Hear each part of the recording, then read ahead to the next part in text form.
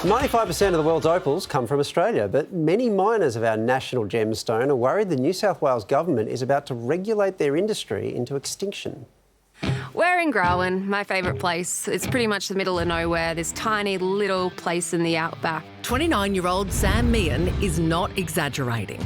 Grawin is a small opal mining field near Lightning Ridge in the remote north of New South Wales. I grew up in a camp, so one of these kind of tin shacks, living completely off grid, and it was fantastic. Anytime I wasn't at school, I was down underground mining with my dad. Sam moved to Brisbane for high school and then studied marketing at university. But for some, opals are kind of magnetic. Just seeing these beautiful, colourful seams of opal in the wall, it basically sucked me in.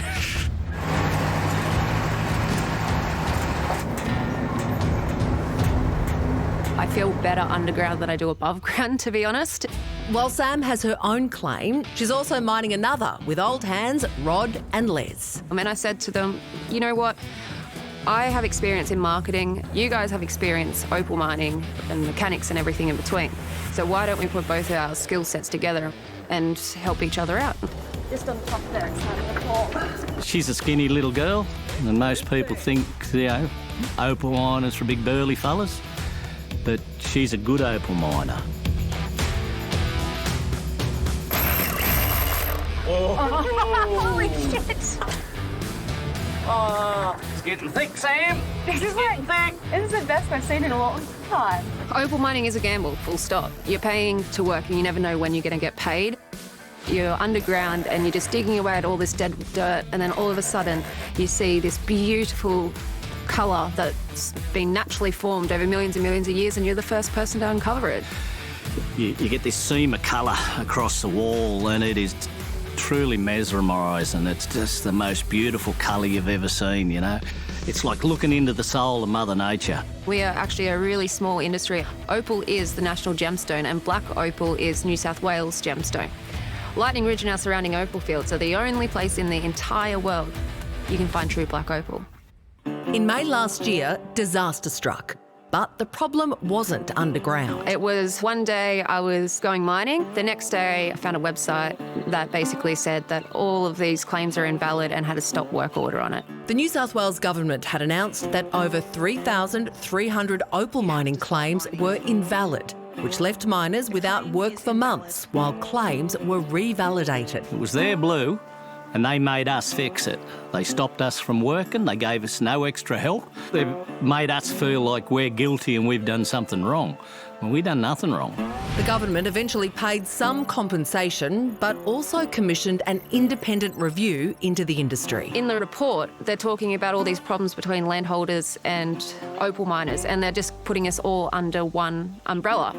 When it comes down to it, there's all different types of landholders, because you have Crown land and the Opal Reserve, but then you also have private landholders. There's so many points in there that simply don't make sense. It's a ridiculous thing, and I think anyone with half a brain can see it's never going to work. There are 81 recommendations which the New South Wales government is currently considering. One big concern for the miners is a consolidation of their claims, meaning whole families would now only have 2 claims. 50 metres be 50 metres. So it means my wife can't have a claim, my son can't have a claim. If I start a company, I can't have claims in that. And that restricts the way we work, dramatically. My dad has 2 claims, I have 2 claims. We're both opal miners, but because we're related, all of a sudden, we're not allowed to have those 4 claims. It does not make sense, and it will be devastating for the industry if that goes through. The report's recommendations also focus on rehabilitation once claims are abandoned. Under the new scheme, the only future mineral claims that can be granted over that area are open cut or trenching. That means no underground mining. With my claim in particular, and with the one that I work with, Rod and Les, we've gone and re-registered old claims because there's old workings there, but we know that there's a lot of solid ground there and we want to give it a shot. There's a little pile of dirt on top of it. 18 months' time, you won't know there was ever a mine there. Now, if you can compare that to these massive coal mines, the other day I went down through the Hunter. What you see there is incredible. Why would you open cut rehabilitated land? It does not make sense whatsoever. Come on. Oh. Come on. There might be a bit of colour in there, Les. Well, there is. But all of that money, when we make all of that money, most of us reinvest it back into mining, so it all gets spent in the community, and we just don't need the government making it tougher for us, you know. So if they were to stop us from mining or shut us down, all of a sudden the world loses its entire production of the most valuable and rarest type of opal there is. I don't believe that we've been properly heard, but if they're wanting to make such big changes, they need to understand what it is to be an opal miner and what it is to be out here and why it's so important. It's always a hard life out here, you know. It's tough. But when you find those big finds, there's nothing like it. You know, this is probably going to sound unbelievable, but this is not a bit. I have family from Lightning Ridge, so that's where my great-grandmother on my mother's side was born. That's where the family had a shop there and stuff. And so there is... I spent a lot of time in my childhood in Lightning Ridge, and there are infinite stories from that place, because not only are there people just staking their claims and trying to get rich off this opal mining, but there's also people who have gone to these communities who are living in camps who are trying to escape their lives elsewhere because maybe they had a rough time or maybe they're on the run from the law. Like, there's a lot of different pieces to the puzzle of a place like Lightning Ridge. One of the interesting things that's currently going on now is, because these are people who live in camps, a lot of them don't have a lot of formal education. The stereotype is that these are people who can be trodden on.